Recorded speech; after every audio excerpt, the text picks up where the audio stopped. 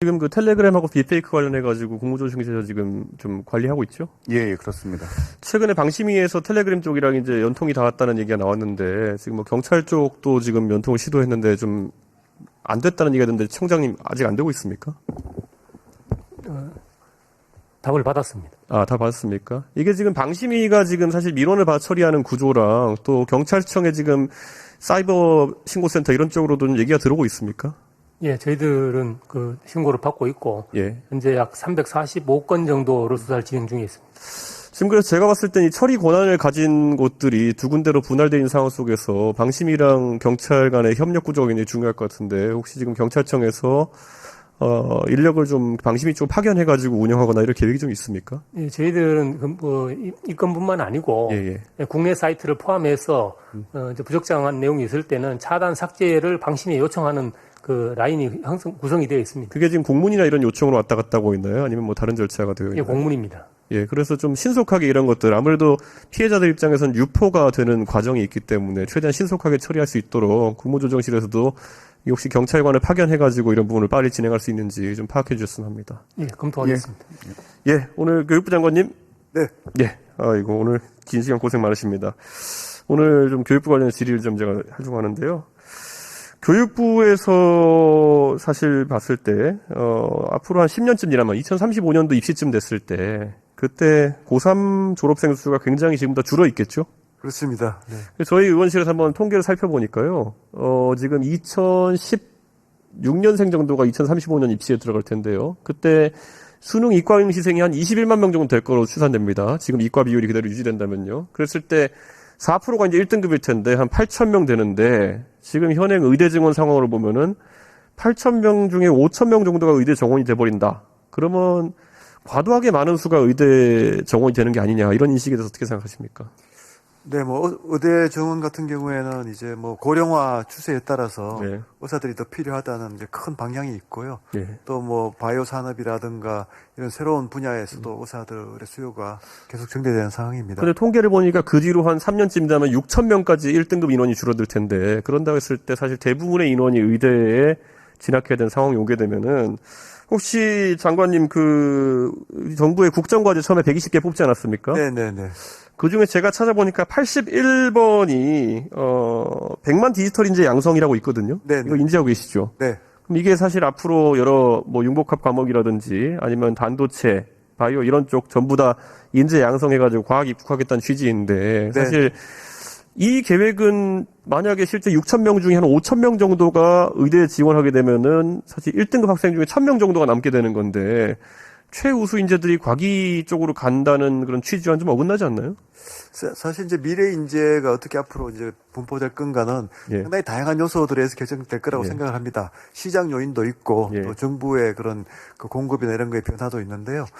그런 부분에서 뭐 정부가 항상 그 말씀하신 그런 부분에 대해서는 계속 가장 중요하게 생각하고 있습니다. 국가 전략상 중요하기 때문에요. 그래서 사실 국민들이 굉장히 의아하게 생각하는 거는 아까 제가 120개 국정과제 얘기했는데요. 네. 거기에는 명시적으로 이공계 인력 양성에 대한 이야기는 그때 들어 있습니다. 제가 공교롭게도 그 대선에서 정책적으로 했었기 때문에 논의도 많이 됐었고 그게 공약으로 들어갔는데 실제 의대 증원과 관련해가지고 120대 국정과제 속에 내용이 들어있느냐를 봤는데 비슷한 내용도 찾을 수가 없었거든요. 네. 이러다 보니까 국민들은 예측 가능성이 너무 입시제도에 떨어지는 거 아니냐. 이게 사실 기업도 그렇고 어느 정부든지 들어서게 되면은 국정과제 처음에 나오는 걸 보고 중장기 전략을 짤 텐데 이거는 그러면 모델하우스랑 배달된 집이 좀 다른 거 아닙니까? 뭐 제가 이제 그 국정과제를 작성할 시기에는 제가 정부에 없었습니다. 예. 그래서 뭐 자세한 말씀은 못 드리겠습니다만 어떻든 간에 의료개혁은 뭐 역대 정부에서 항상 그 우선순위가 높았던 거고요. 미래를 위해서는 정말 꼭 해야 되는 그런 개혁과제라고 생각합니다. 최근에 그 교육부 장관님께서는 그 대통령께서 반도체 산업의 발전을 위해 가지고 노력하고 계신다라고 판단하십니까? 굉장히 관심이 많으십니다. 뭐 그런데 아무래도 우리 기업들이 네네. 뭐 외교적인 상황 때문에 많은 자본을 들여가지고 미국에 이제 공장도 설립하고 네네. 투자를 진행하고 있는 상황인데 지금 미국에 투자한 기업들 우리 기업 말고 TSMC 이런 데도 사실 미국 현지에서 인력을 구하기 어려워가지고 공장 가동 시기를 늦춘다든지 이런 문제가 나오고 있습니다. 그래서 지금 뭐 대만에서 인력을 찾아온다 이런 얘기도 하고 있는데 우리 기업들 삼성이나 SK나 여러 기업들 진출해서 똑같은 일이 발생할까 하는 우려가 있는데 그럼 본국에서 충분한 인재를 공급해야지만 그 공장들이 가동될 수 있다는 건데 사실 우리 기업들 몇십조 갖다 놓습니다. 거기다가. 그거 본국에서 뒷받침 못하면은 큰 손실 볼 수밖에 없습니다. 대책이 있습니까? 예, 의원님 지적하시는 그 똑같은 방향으로 대통령께서도 여러 번 강조를 하신 기억이 나고요. 예. 교육부로서도 지적하신 이제 반도체 인재 양성은 굉장히 높은 우선순위가 있습니다. 예. 국가적으로 사실 반도체 산업에서 결국은 인재가 없으면 안 되는 거고 지금 이제 여러 가지 그 이제 부족 현상이나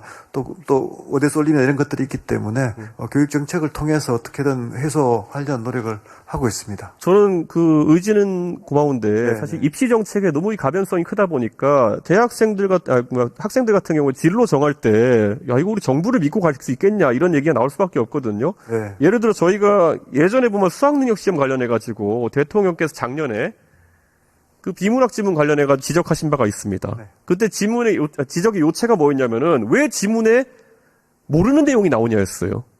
그런데 장관께서 파악하시기에 수학능력 시험이 과거의 학력고사는과 다른 지점이 뭐라고 보십니까? 예, 이제 그 수학능력 시험에서 정말 그 사격 기관에 가서 그 트레이닝을 받지 않으면 풀 수 없는 아주 어려운 문제들이 나오는 그게 굉장히 큰 문제였죠. 그런데 비문학 지문 같은 경우에는 결국에는 영어 리딩 컴프리hen션 아닙니까? 독해 아닙니까? 예, 그러면은 사전에 내용을 모르고 모든 사람이 공평하게 처음 보는 내용을 얼마나 빨리 이해하느냐를 측정하는 시험인데 그럼 오히려 대통령 지적하신 바는 왜 아무도 모르는 게 나오느냐가 아니라 아무도 모르는 게 나오는 게 정상 아닙니까?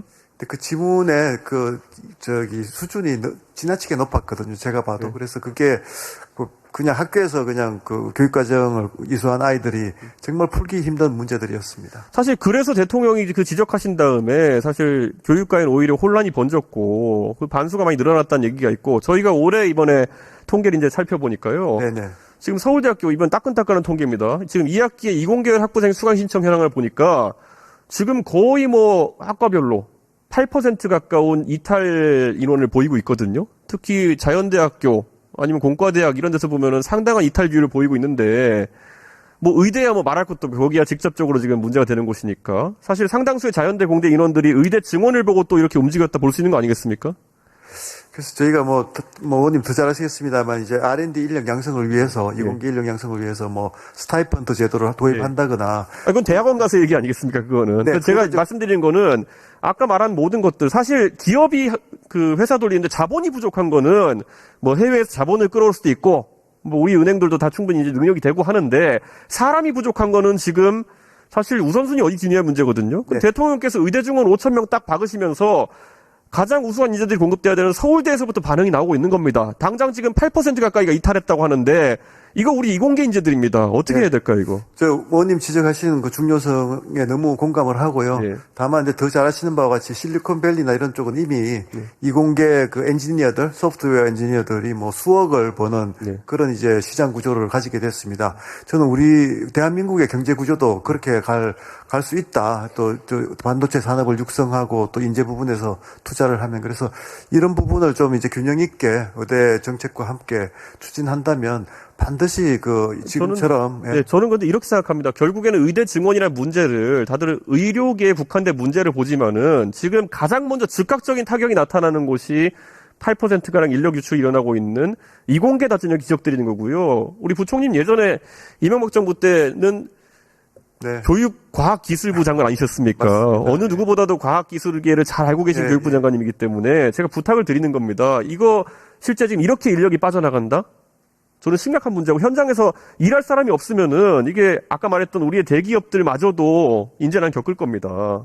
의대 증원 문제에 대해 가지고 주무부처가 교육부랑 보건복지부겠지만은 또 과학기술계의 입장에서 좀 얘기를 해주셨으면 좋겠다 이런 말씀 드리는 겁니다. 뭐 100% 공감하고요. 예. 같이 문제 해결하기 위해서 계속 상의 드리고 노력하겠습니다. 사실 지금 이 아까 말씀드렸던 것처럼 국정과제에 없는 내용이 갑자기 들어온 거예요. 그러니까 예측 가능성이 떨어진 상황이기 때문에 잘 부탁드리겠습니다, 장관님. 네, 감사합니다. 예.